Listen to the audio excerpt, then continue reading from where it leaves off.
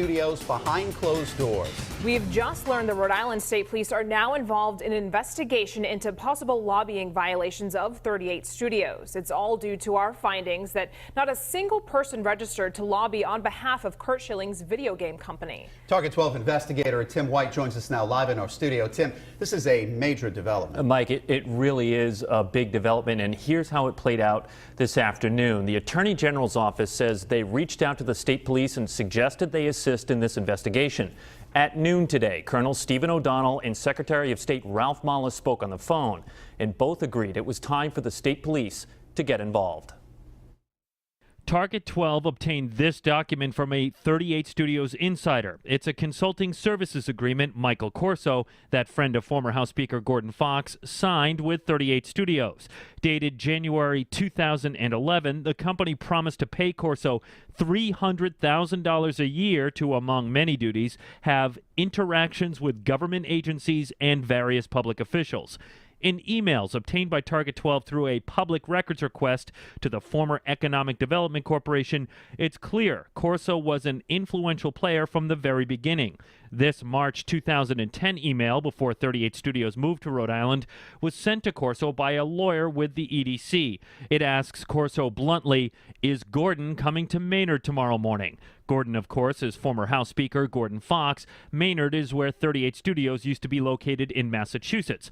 The lawyer then writes, "Michael, thanks so much for facilitating this opportunity for Rhode Island." Yet despite the video game company having access to state leaders and ultimately impacting policy, a Target 12 review of the state's lobby database reveals no one, including Corso, ever registered to lobby Rhode Island government. Should someone have registered to lobby from 38 Studios? Without question. State Senator Dawson Hodgson, a candidate for Attorney General, has been calling for an investigation into 38 Studios. It seems at the minimum, the document indicates that we had a person managing the business political relationship of 38 Studios who did not register as a lobbyist or disclose that relationship to the public. In the wake of Target 12's investigation, Secretary of State Ralph Malus has launched a probe into a possible violation of the state's lobbying laws. Again, the state police are now assisting the Secretary of State in the lobbying investigation. Malus tells me he and the colonel are meeting tomorrow to work out specifics and how to proceed with the probe. Mike Kelly? So, Tim, is this new territory for the Secretary of State's office? Yeah, it is new territory. And as a matter of fact, Secretary of State Ralph Malus tells me the first thing he said to Colonel O'Donnell on the phone was, "I'm glad you called." He points out that his office doesn't have investigators on staff and they don't have subpoena power, which means they can't force someone to testify. Of course, detectives have more tools. Are we looking at a criminal case here? I think it's too early to say at this point. Colonel O'Donnell says if they unearth a crime, they will pursue criminal charges. Otherwise, they can send it back to the Secretary of State's office and he can issue fines if he sees fit. All right, thanks, Tim. But we begin tonight with breaking news in a Target 12 investigators exclusive behind closed doors. Today, the Rhode Island Attorney General's office asked state police to assist in the investigation into lobbying by 38 Studios. All of this happening in the wake of our investigation that revealed no one from the failed video game firm ever registered to lobby for your tax dollars, tens of millions of which were lost with the company's stunning collapse. Let's get right to Target 12 investigator Tim White, who is live in the newsroom with the breaking details. Just this afternoon, the Rhode Island State Police, at the suggestion of the Attorney General's office, reached out to Secretary of State Ralph Malus, offering their assistance. As we first reported, Secretary of State Ralph Malus says he's launching a probe into possible lobbying violations by 38 Studios in the wake of a Target 12 investigation. Now, Malus says the state police are stepping in after he and State Police Colonel Stephen O'Donnell spoke on the phone. The two are meeting Wednesday to work out specifics. The investigation comes after Target 12 revealed not a single person from 38 Studios ever registered to lobby Rhode Island government, despite the video game company having access to top state leaders in impacting policy. And we unearthed a key document that shows the video game company pledged to pay a Providence lawyer 6 figures to interact with government officials.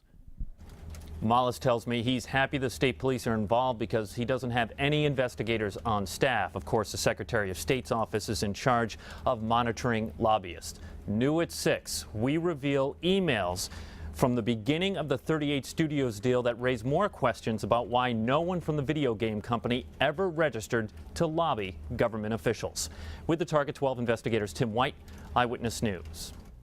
And that's not the only new development the Target 12 investigators have uncovered. And today, Target 12 confirmed that state police are investigating a threatening letter mailed to a state representative. And the Foster Republican tells us the threat is connected to a 38 Studios investigation by a General Assembly committee. Target 12 investigator Walt Buteau joins us live now with what he's learned.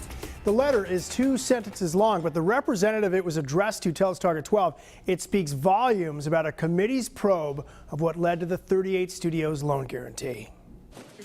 After the raid of Gordon Fox's office and home, the representative who took his place as House Speaker, Nicholas Mattiello, appointed Mike Chippendale as Secretary of the House Oversight Committee. Very aggressive. Chippendale tells Target 12 that since then, about a dozen people have come forward to him with details about 38 Studios and the $75 million taxpayer-backed loan guarantee tied to Curt Schilling's failed venture.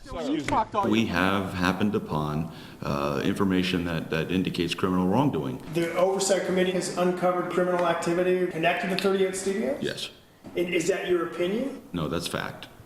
Can you tell me about that? I'm not in a position right now to tell you about it. Last week, about a month into his new post, Chippendale received a short letter addressed to the State House. It read, "You have a beautiful family. Stop poking around for their sake." I am not investigating or poking around in anything else.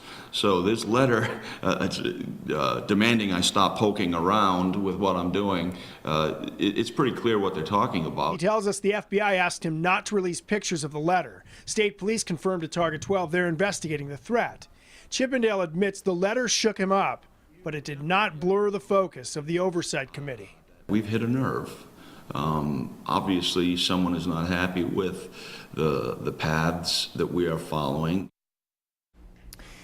And Chippendale tells Target 12 some of the sources who came forward told him they have gone to other authorities before, but were frustrated by a lack of action. With the Target 12 investigators, Walt Buteau, Eyewitness News.